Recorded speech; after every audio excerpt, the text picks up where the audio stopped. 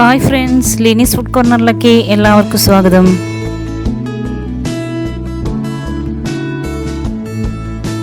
വറുത്തരപ്പെട്ട് വെക്കുന്ന നല്ല ചാറോടുകൂടിയ ഒരു ബീഫ് കറിയാണ് നമ്മളിന്ന് ചെയ്യാൻ പോകുന്നത്. വളരെ സ്വാദിഷ്ടമായ രീതിയിലാണ് നമ്മളിതിപ്പോൾ ഇത് ചെയ്തെടുക്കുന്നത്. അപ്പോൾ നമുക്കത് എങ്ങനെയാണെന്ന് നോക്കാം. അതിനു മുന്നേ നമ്മുടെ ചാനൽ ഇതുവരെ സബ്സ്ക്രൈബ് ചെയ്യാത്തവരൊന്ന് സബ്സ്ക്രൈബ് ചെയ്യുക. തൊട്ടടുത്ത ബെല്ലൈക്കണും കൂടി ഒന്ന് പ്രസ് ചെയ്യുക. പിന്നെ നമ്മൾ എല്ലാ ദിവസവും രാവിലെ 6 മണിക്ക് ഇതുപോലെ വ്യത്യസ്തങ്ങളായ വീഡിയോസ് അപ്ലോഡ് ചെയ്യുന്നുണ്ട്. അതിൻ്റെ നോട്ടിഫിക്കേഷൻസ് നിങ്ങൾക്ക് കിട്ടുന്നതിന് വേണ്ടി ഓൾ എന്ന ഓപ്ഷനും കൂടിയും ഒന്ന് പ്രസ് ചെയ്തേക്കണേ.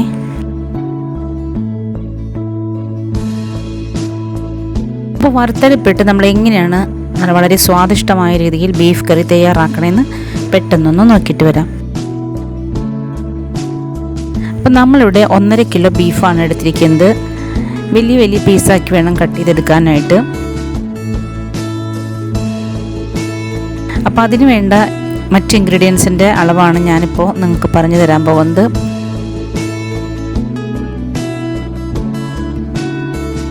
അപ്പോൾ നമുക്ക് ഈ ബീഫ് നല്ലതുപോലെ കഴുകി ഒരു കുക്കറിലേക്ക് ഇട്ട് കൊടുക്കാം. ഇതിലേക്ക് നമുക്ക് കുറച്ച് വെളുത്തുള്ളി ചതച്ചതിട്ട് കൊടുക്കാം, കുറച്ച് ഇഞ്ചി ചതച്ചതിട്ട് കൊടുക്കാം. ഇനി നമുക്കിതിലേക്ക് കുറച്ച് വേപ്പില ഇട്ട് കൊടുക്കാം, ഒരു സവാള കട്ട് ചെയ്ത് ചേർത്ത് കൊടുക്കാം, പിന്നെ ഒരു 4 പച്ചമുളകും കൂടി ഇതിലേക്ക് ഇടാം.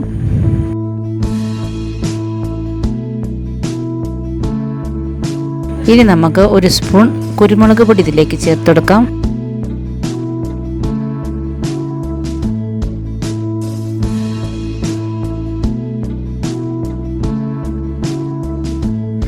അര സ്പൂൺ മഞ്ഞൾപ്പൊടി ഇട്ട് കൊടുക്കാം. ഇനി ആവശ്യത്തിനുള്ള വെള്ളം ചേർത്ത് കൊടുക്കാം. നമ്മൾ ബീഫിനൊപ്പമാണ് വെള്ളം വയ്ക്കുന്നത്, കാരണം ഗ്രേവിയോടുകൂടെ കറി ആയതുകൊണ്ടാണ് നമ്മൾ ബീഫിനൊപ്പം വെള്ളം ചേർത്ത് കൊടുക്കുന്നത്. അപ്പോൾ അതിലേക്ക് ആവശ്യത്തിന് ഉപ്പിട്ട് കൊടുത്തതിന് ശേഷം 1 കപ്പ് വെള്ളമാണ് ഞാനിതിലേക്ക് ഒഴിച്ചു കൊടുക്കാൻ പോകുന്നത്.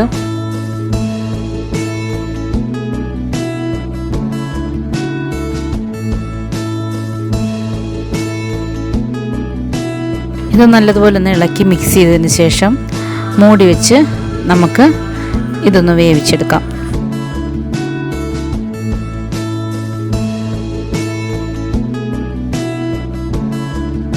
അപ്പോൾ ആ സമയം നമുക്കിതിന് വേണ്ട വറുത്തരപ്പ് തയ്യാറാക്കാം. അപ്പോൾ അതിലേക്ക് ഞാൻ വറുത്തരപ്പ് ചെയ്യാനായിട്ട് ഒരല്പം വെളിച്ചെണ്ണ ഞാൻ പാനിലേക്ക് ഒഴിച്ചു കൊടുത്തിട്ടുണ്ട്. അതിലേക്ക് ഒരു 2 ഇഞ്ച് നീളത്തിലുള്ള ഇഞ്ചി ചെറുതാക്കി കട്ട് ചെയ്ത് ചേർത്ത് കൊടുക്കാം. പിന്നെ കുറച്ച് വെളുത്തുള്ളിയും ചെറിയ ഉള്ളിയും കൂടി ഇതിലേക്ക് ചേർത്ത് കൊടുത്ത് ഒന്ന് വഴറ്റി കൊടുക്കാം. ഇതിലേക്ക് ഞാൻ 1 മുറി തേങ്ങ ക്രഷ് ചെയ്താണ് ഇട്ട് കൊടുത്തിരിക്കുന്നത്, കാരണം നമുക്ക് പെട്ടെന്ന് വറുത്ത് കിട്ടാനായിട്ട് നല്ലത് ക്രഷ് ചെയ്തിടുന്നതാണ്. അപ്പോൾ എല്ലായിടത്തും ഒരേ രീതിയിൽ മൊരിവ് വരും തേങ്ങയ്ക്ക്. അതല്ലെങ്കിൽ തേങ്ങ ചിലപ്പം ഇത്തിരി കനത്തിലൊക്കെ നമ്മൾ ചിരവിയെടുക്കുകയാണെങ്കിൽ ആ പീസൊക്കെ നമുക്ക് മുരിഞ്ഞ് കിട്ടാനായിട്ട് ഇത്തിരി പാടായിരിക്കും. അപ്പോൾ ക്രഷ് ചെയ്ത് ഇട്ട് കഴിഞ്ഞാൽ പെട്ടെന്ന് തന്നെ നമുക്കിത് ബ്രൗൺ ഷെയ്ഡായി കിട്ടും. അപ്പോൾ ഇതിലേക്ക് നമുക്ക് കുറച്ച് വേപ്പില ചേർത്ത് കൊടുക്കാം. എന്നിട്ട് നല്ലതുപോലെ ഒന്ന് മൊരിയിച്ചെടുക്കാം, കരിഞ്ഞു പോവാതെ മൊരിയിച്ചെടുക്കാം.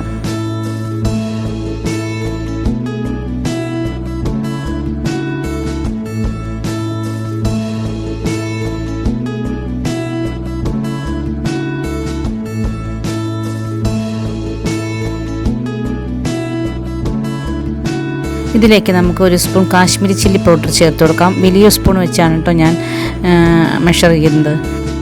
ഇനി നമുക്ക് 1 സ്പൂൺ മഞ്ഞൾപ്പൊടി ഇട്ട് കൊടുക്കാം, 3 സ്പൂൺ മല്ലിപ്പൊടി ഇട്ട് കൊടുക്കാം,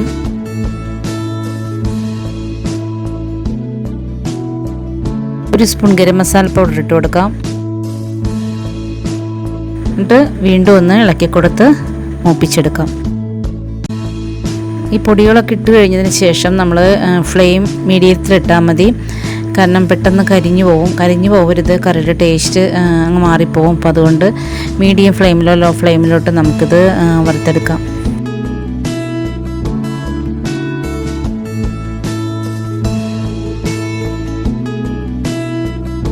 ഇതിപ്പോൾ കറക്റ്റ് അളവായിട്ടുണ്ട്. അപ്പോൾ ഇത് ചൂടാറ്റി ഞാൻ എടുത്തതാണ്.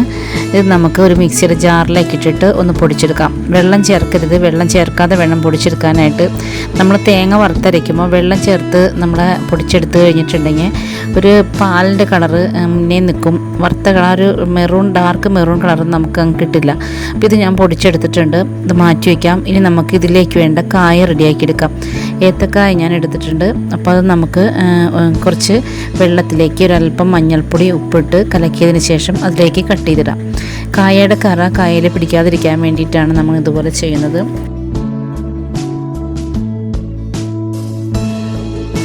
അപ്പോൾ നമ്മളിത് ചെരിച്ച് വേണം കട്ട് ചെയ്യാനായിട്ട്. അപ്പോൾ ഇതിൻ്റെ ഈ കായയുടെ വരമ്പൊക്കെ ഒന്ന് ചെത്തിക്കളഞ്ഞതിന് ശേഷം നടുവേ മുറിച്ചിട്ട് ചെരിച്ച് നമുക്കിത് കട്ട് ചെയ്തെടുക്കാം.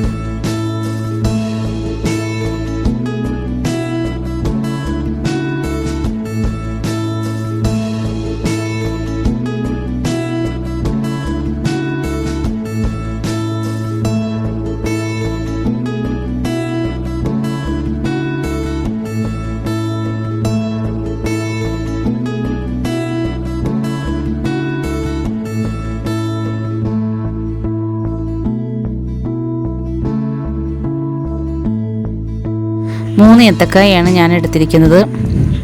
അത് നല്ലതുപോലെ ഇനി ഒന്ന് തിരുമ്മി കഴുകുക. അപ്പോൾ അതിൻ്റെ ആ പശയൊക്കെ അങ്ങ് പോയി കിട്ടും. അപ്പം നമ്മൾ കഴുകി എടുത്തിട്ടുണ്ട്. ഇതിന് മാറ്റി വയ്ക്കാം. ഇനി നമുക്ക് കറി തയ്യാറാക്കാം. അപ്പോൾ അതിന് വേണ്ടി ഞാനൊരു ബിരിയാണി പൊട്ടാണ് വെച്ച് കൊടുത്തിരിക്കുന്നത്. അതിലേക്ക് 4 വലിയ സവാള കട്ട് ചെയ്തിട്ട് കൊടുത്തിട്ടുണ്ട്. അത് നല്ലതുപോലെ ഒന്ന് വഴറ്റിയെടുക്കുക. ഇതിന് നമ്മളിനി ഇഞ്ചി, പച്ചമുളക്, വേപ്പിലൊന്നും ചേർക്കേണ്ട ആവശ്യമില്ല. കാരണം നമ്മളതെല്ലാം വറുത്തരപ്പിൻ്റെ കൂടെ ചേർത്തിരിക്കുന്നതാണ്. അതുകൊണ്ട് ഇനി നമ്മളത് ചേർക്കേണ്ട. ശരിക്കും വഴറ്റിയെടുക്കാം. ഒരു ബ്രൗൺ ഷെയ്ഡ് ആവുന്നവരെ നമുക്ക് വഴറ്റി കൊടുക്കാം. ഒരു 3-4 വെളുത്തുള്ളിയും കൂടി ഞാൻ ഇതിലേക്ക് ഇട്ട് കൊടുത്തിട്ടുണ്ട് കേട്ടോ.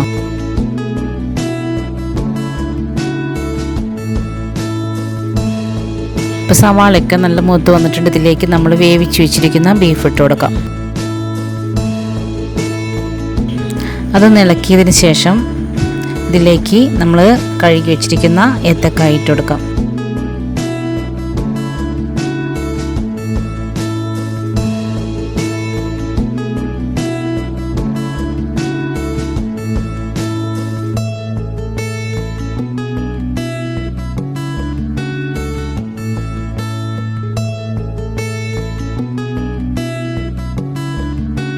ഏത്തക്കായിലേക്ക് ആവശ്യമുള്ള ഉപ്പും കൂടി ഇതിലേക്ക് ചേർത്ത് കൊടുക്കാം. നമ്മൾ ബീഫിനുള്ള ഉപ്പ് നേരത്തെ ചേർത്തേക്കുന്നതാണ്.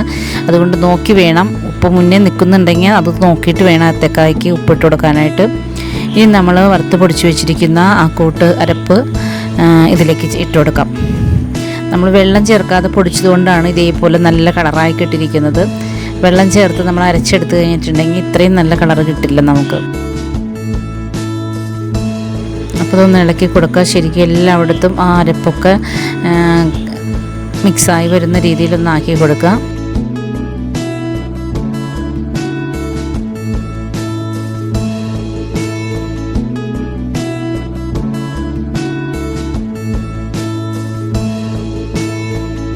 ഇനി നമുക്കിത് മൂടി വെച്ച് ഏത്തക്കായ് വേവുന്ന വരെ ഒന്ന് നമുക്ക് വെയിറ്റ് ചെയ്യാം. ഇപ്പം ഞാൻ ഒരു 10 മിനിറ്റ് കഴിഞ്ഞിട്ടാണ് ഞാനിപ്പോൾ ഇത് തുറന്നത്. ഏത്തക്കായൊക്കെ നല്ലതുപോലെ വെന്തിട്ടുണ്ട്. ഗ്രേവിയൊക്കെ നല്ലതുപോലെ കുറുകി വന്നിട്ടുണ്ട്. അപ്പോൾ നല്ല ഗ്രേവിയോട് കൂടിയാണ് നമ്മൾ ഈ കറി തയ്യാറാക്കുന്നത്. അപ്പോൾ 1.5 കിലോ ബീഫും 3 വലിയ ഏത്തക്കായാണ് ഇട്ടിരിക്കുന്നത്. അപ്പം നമ്മുടെ ഏത്തക്കായും ബീഫും കൂടി വറുത്തരച്ച് വെച്ച കറി ഇവിടെ റെഡിയായി കഴിഞ്ഞു. ഇനി നമുക്ക് ഫ്ലെയിം ഓഫ് ചെയ്യാം.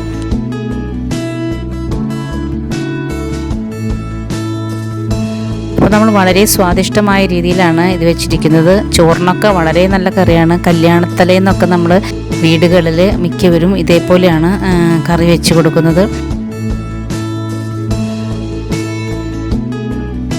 ചോറാണ് ഇതിൻ്റെ ബെസ്റ്റ് കോമ്പിനേഷൻ. എന്നാലും നമുക്ക് പുട്ടിൻ്റെ കൂടെയും ചപ്പാത്തിയുടെ കൂടെയൊക്കെ വളരെ നല്ലതാണ്. വറുത്തരപ്പിൻ്റെ ആ ഗ്രേവി മാത്രം മതി നമുക്ക് നല്ലതുപോലെ ഭക്ഷണം കഴിക്കാനായിട്ട്. അപ്പം നമ്മുടെ ഇന്നത്തെ റെസിപ്പി എല്ലാവർക്കും ഇഷ്ടപ്പെട്ടെന്ന് ഞാൻ വിശ്വസിക്കുന്നു. ഇഷ്ടപ്പെട്ടാൽ ലൈക്ക് ചെയ്യുക, ഷെയർ ചെയ്യുക, കമൻറ്റ് ചെയ്യുക.